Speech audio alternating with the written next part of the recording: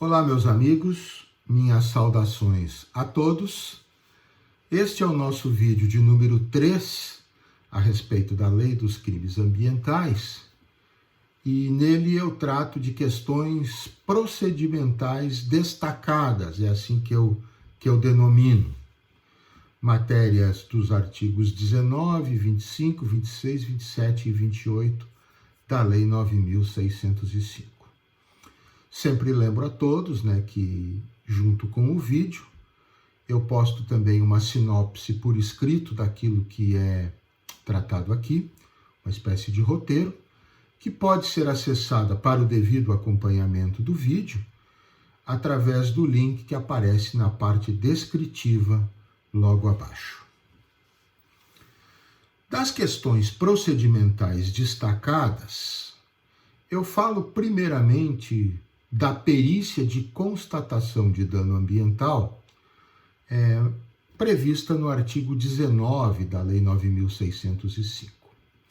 Então, a perícia de constatação de dano ambiental, ela é constitutiva da materialidade do dano ambiental, é a prova material do dano ambiental. Sempre que possível, essa perícia ela deverá fixar o montante dos prejuízos que tenham sido causados pelo crime, sendo que esses prejuízos fixados, eles deverão ser levados em conta pelo juiz, tanto para a fixação de um eventual valor de fiança, quando couber, quanto também, no caso de condenação, para o cálculo do valor da pena de multa, lá do artigo 18 da lei. Tá? Então, a perícia do dano ambiental, além de constatar e reportar o dano em si, vai também informar um montante dos prejuízos causados pelo dano, se for possível, através dela serem apurados, e esses prejuízos, então, o montante deles deverá ser considerado pelo juiz para fins de fiança e para fins de pena de multa, como eu disse. Uma outra questão procedimental que eu destaco está lá no artigo 25 da lei, que diz respeito à apreensão de produtos ou instrumentos da infração. Com relação à apreensão, devem ser apreendidos os instrumentos e produtos da infração.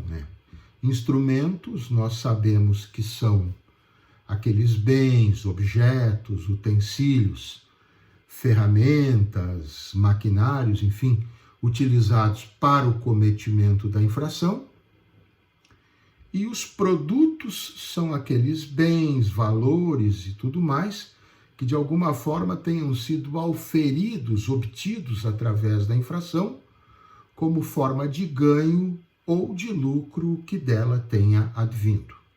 Então, todos esses bens, tanto instrumentos quanto produtos da infração, nos termos do caput do artigo 25, quando possível, claro, devem ser apreendidos. E desta apreensão, deve sempre ser lavrado um auto de apreensão, que é a peça técnica que vai relatar ali, vai arrolar todos os bens que foram devidamente apreendidos. Tudo isso está no caput do artigo 25, como eu disse. Uma vez que tenham sido apreendidos bens ou instrumentos ou produtos da infração do penal ambiental, qual a destinação que se dá a esses bens? Vamos lá. Se forem animais, se os bens apreendidos forem animais, esses animais serão preferencialmente devolvidos ao seu habitat, se isso for possível. Isso está lá na primeira parte do parágrafo 1º do artigo 25. Então, se forem animais, a primeira opção é devolvê-los ao seu habitat. Se não for possível, esses animais devem ser entregues a jardins zoológicos ou a entidades que possam, de alguma maneira, abrigá-los. Isso está no parágrafo 1º, segunda parte do artigo 25. Até que haja, então, a devolução ao habitat ou a entrega à entidade que deverá cuidar desse animal, eles deverão permanecer aos cuidados do órgão autuante, daquele órgão responsável pela autuação do infrator. E se forem produtos ou subprodutos da fauna não perecíveis, cito aqui como exemplo animais mortos ou partes de animais com potencial de utilização, por exemplo, através de taxidermia, né, ou de outros métodos de conservação, poderão eventualmente ser destruídos, mas também poderão ser doados a instituições científicas, culturais ou educacionais. Essa regra está no parágrafo 4º do artigo 25. Se os bens apreendidos forem madeiras e outros produtos que possam perecer, eles são doados a instituições científicas, hospitalares, penais e outras congêneres, né, de finalidade beneficente, para que possam ser imediatamente utilizados antes de perecerem, né, já que são bens perecíveis. Isso está no parágrafo 3º do artigo 25. Se forem instrumentos do crime que possam eventualmente ser reciclados, então eles serão vendidos e aí devendo ser descaracterizados por meio de reciclagem, segundo prevê o parágrafo 5º também do artigo 25. Então, os instrumentos e os produtos do crime serão apreendidos quando possível, e a destinação que se lhes dá são essas mencionadas agora há pouco: animais, madeiras e outros bens que possam perecer, e também os instrumentos do crime. Um outro ponto que eu destaco na questão procedimental é a ação penal, que no caso dos crimes tipificados na LCA, nos termos do artigo 26, é sempre pública incondicionada. Portanto, havendo justa causa, o Ministério Público pode exercer o seu direito de ação na condição de titular da ação penal, que, como eu disse, neste caso é pública incondicionada. Uma outra questão aqui procedimental que eu destaco diz respeito à transação penal. Ela é possível, né? A transação penal, só para nos lembrarmos, é aquele instituto despenalizador previsto lá no artigo 76 da Lei 9.099, de 95, que é a Lei dos Juizados Especiais Cíveis e Criminais. Então, a transação penal ela é possível no caso de crimes ambientais de menor potencial ofensivo, que são aqueles, né, cuja pena cominada máxima seja de até 2 anos, exatamente nos termos do artigo 61 da Lei 9.099. Para poder haver a transação penal em crimes ambientais, devem ser cumpridos aqueles pressupostos e preenchidos os requisitos do próprio artigo 76 da Lei 9.099, mas, além disso, só é possível de ser proposta a transação penal se houver prévia composição do dano ambiental, salvo impossibilidade de fazê-la. Essa regra está lá no artigo 27 da LCA, da Lei dos Crimes Ambientais. Essa composição prévia do dano ambiental, ela pode se dar através de recuperação, que é aquela hipótese em que o local volta a ser como era antes, né? O ambiente afetado volta ao seu status quo anterior.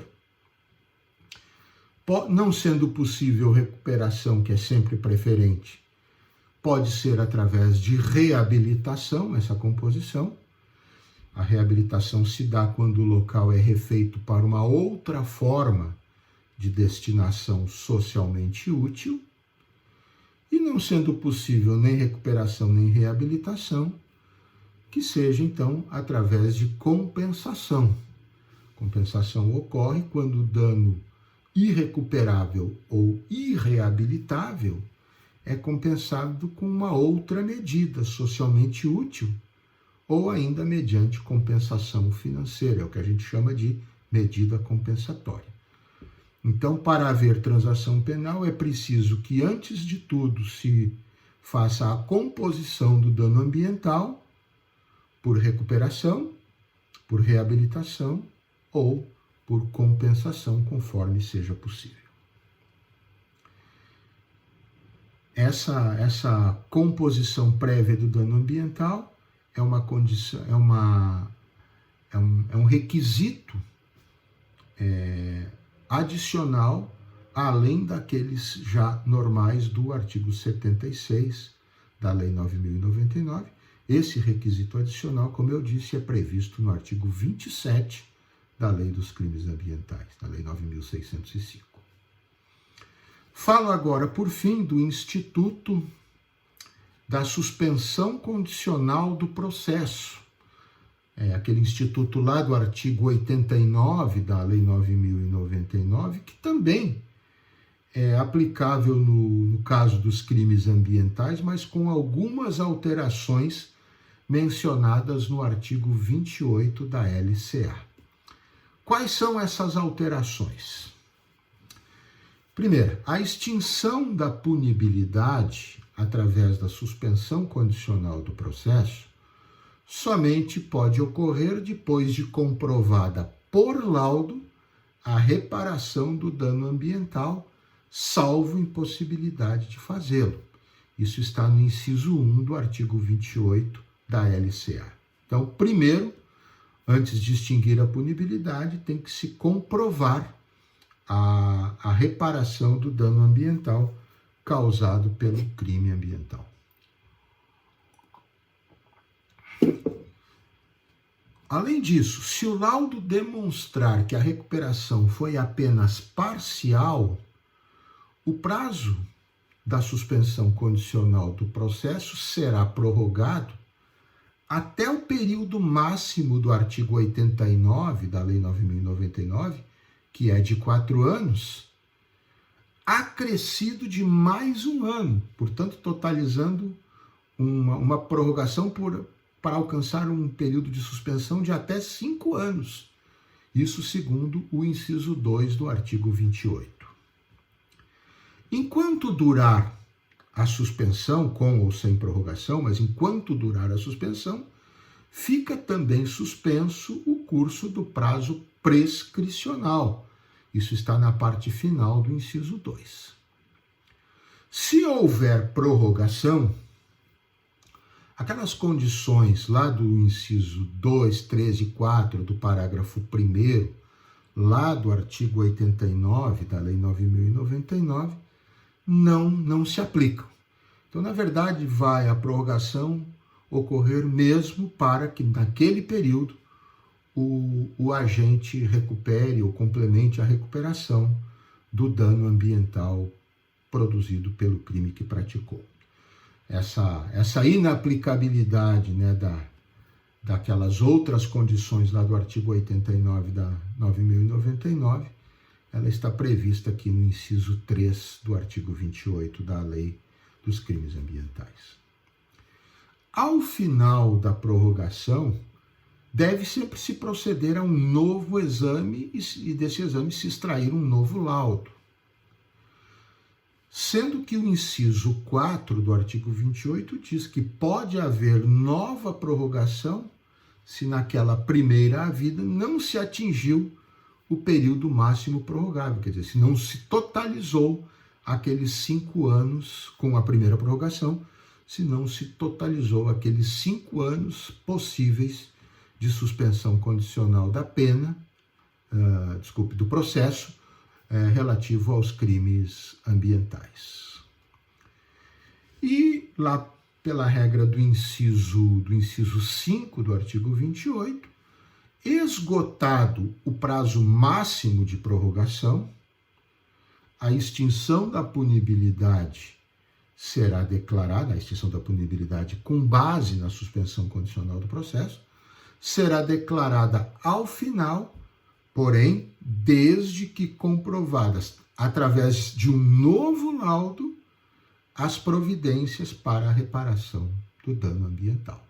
Então, em última análise, no caso de suspensão condicional do processo, ou recupera o dano ambiental, salvo impossibilidade de fazê-lo, ou então não haverá a perspectiva de extinção da punibilidade pelo cumprimento do prazo de suspensão, e aí, nesse caso, desaparece até mesmo a própria razão em si da suspensão ser concedida. Tá certo, meus caros? Então, estas são as principais questões procedimentais que eu destaco aqui para um conhecimento mais básico, mais elementar de todos e também já suscitando alguma reflexão. Um abraço a todos e até o nosso próximo vídeo.